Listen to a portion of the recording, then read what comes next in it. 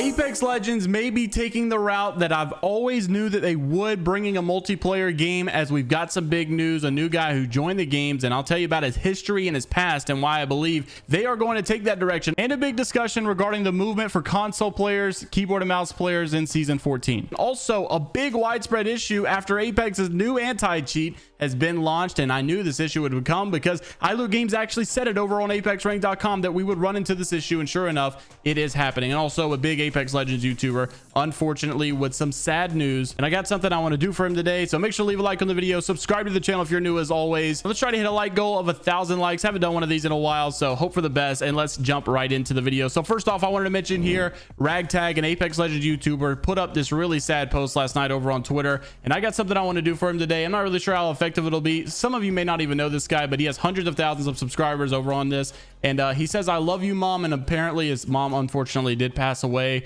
last week. He's announced he'll be taking a little bit of a break from content to recover from this, but I don't really know, like I said, how effective this will be, but I would like to leave some positivity for him. I left a pinned comment down below. If you guys will just simply like that pinned comment, maybe just leave something in the comments and replying to that saying, "We love you, Rag," or "We're here for you, Rag." I know maybe some of you don't know him because we have a little bit different types of content, so maybe you're not getting recommended the same things, but I'm not going to ask you to leave anything personal. Just say, "We love you, bro. You know, we're here for you, bro." Just kind of leave some positivity, or maybe if he sees this video, it'll make his day, or I can also tweet it. We also follow each other, so maybe I can send it to him. I'm gonna try not to be too like intrusive or anything, but hopefully anything will just make his day better. Now, a couple things I did want to talk about today. We actually have a big announcement. I'm pretty excited for this. So this guy's name is Tyler. Now, we have a couple Tylers actually in the Apex development team, but this guy's a little bit different. He actually just got hired by Apex the other day, and I want to tell you a change that he's probably going to be making to this game, and I'm super excited for. So right now in his Twitter bio, it is designer for Apex Legends, and actually when I looked at it last night, it didn't even have that part. It just says that he was the multiplayer designer for Halo. He does have that in his bio now, saying that he was previously the multiplayer designer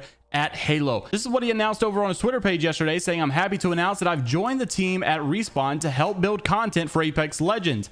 This game and community are rock solid, and I'm looking forward to what we can do."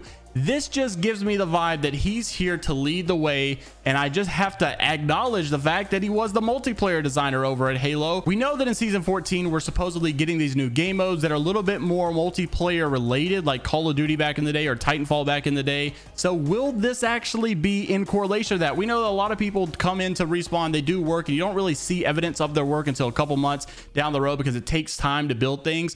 I really think that they hired this guy for the sole purpose of the whole multiplayer base when it comes to Apex Legends. I'm not trying to make this game like Call of Duty. I'm just saying that there's a lot of people that want to play Apex Legends. They just don't want to play Battle Royale. Arenas mode is dead, and a lot of people like Titanfall, but unfortunately it's just years and years old. So how can you make the best of both worlds? Have a game that's really relevant, have a game that's actually really fun, kind of new, and something that's actually in the game or in the world that you love, but not necessarily Battle Royale. And I think Apex Legends multiplayer is the way to go. So a little while ago, I made this little graphic to kind of explain. Now, I know this looks just like Call of Duty. Like I said, I'm not trying to copy and paste Call of Duty. I just think that this is the movement. I think this is the way to go about this, and it's the only thing I could really think of, to be quite honest with you. So when you open up Apex, I think you should have an option. You know, do you want to play Battle Royale on the main menu? Do you want to go to the multiplayer, which should be maybe 6v6 team deathmatch, maybe gun game, a free-for-all, maybe like a domination or hardpoint or capture the flag or an uplink, something like of those old traditional Titanfall Call of Duty game modes that people know and love. I think those would be really good in the game of Apex. It'd be like, you know, imagine Call of Duty but with like legend based abilities. That's sick, dude. I guess kind of like Overwatch but a more Call of Duty look to it. The only problem with this is I would assume you'd have to put arenas somewhere in there, and I mean that game mode is just as dead as could be. I really think the only solution for that game mode is to be, you know, just like a buy system on any other game, Counter-Strike and Valorant. You need to put a bomb site somewhere, and then I guess maybe just dump a couple $100,000 in a tournament or something to get people actually excited or interested, and maybe you'll have some teams actually start playing it religiously. I don't know, something's got to be done. To be quite honest with you, arenas is starting to look like an eyesore. It's like when you buy all this stuff to put in your front yard and you think that you're going to use it, and then you realize it just becomes abandoned, and now it's starting to look bad and the weeds are growing all around it. It's like, dude, just cut that thing down. Speaking of weed, my uncle actually has a peanut farm and was arrested last week. No, in all seriousness, we need to talk about the movement in Apex right now, and I'm not talking about just like, hey, this guy's pretty good, look at this crazy gameplay. It's kind of getting out of hand, and I honestly need to talk about controllers.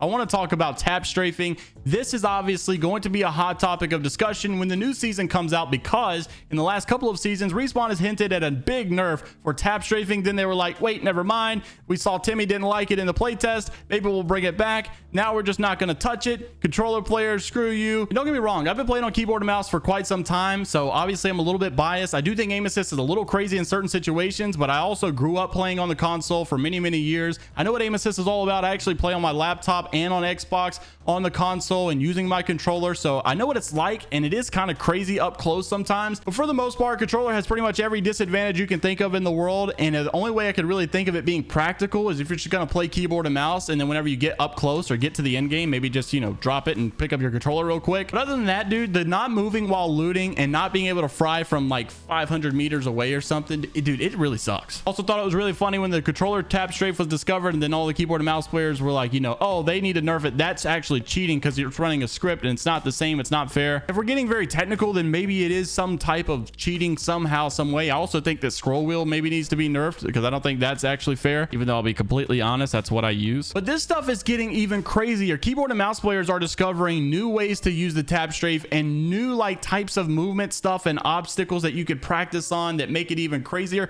I legit just saw this clip and I could not believe it. Literally looked like he flew up in the air with the tap strafe. Like, you know how tap strafing changes your momentum or changes your direction from like left to right or front to back? This guy literally looked like he tap strafed up into the air. He jumps off an obstacle and then it looks like he descends a little bit and then like tap strafes to the right. Somehow he's back on top of the object without mantling. It looked like he ascended up. So take a look at this clip, and then afterwards let's talk about both sides of the story.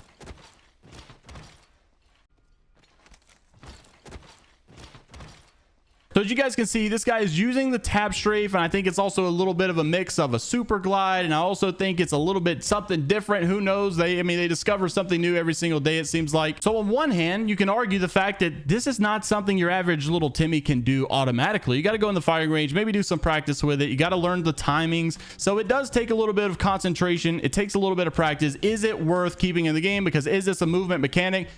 By the way, there's a train in the back of the dang video. That was actually the train my uncle was using to smuggle drugs before he got arrested. This is all a lie, by the way. Uncle Joe does not smuggle drugs.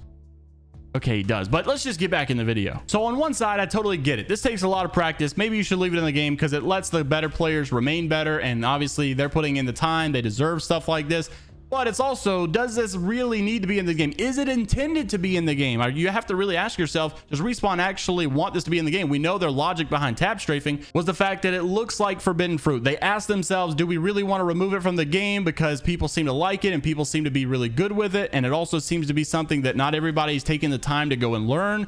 Or do we want to remove it because we didn't intend it to be in the game? The same logic that they had with moving while looting. Apparently, we found out a couple of years ago that that was actually a bug and not intended to be an advantage for mouse and keyboard players. They also said because it was a bug, they couldn't just simply bring it to console or controller at all. And I just do not buy that lie still. Just reminds me of the same time they said they could not bring crossplay. And then obviously after fans complained enough, it happened. So my personal opinion is I don't really want it removed. I think this stuff is pretty healthy to have in a game because it lets the really good players show off how good they are, show off how much time they put in the game.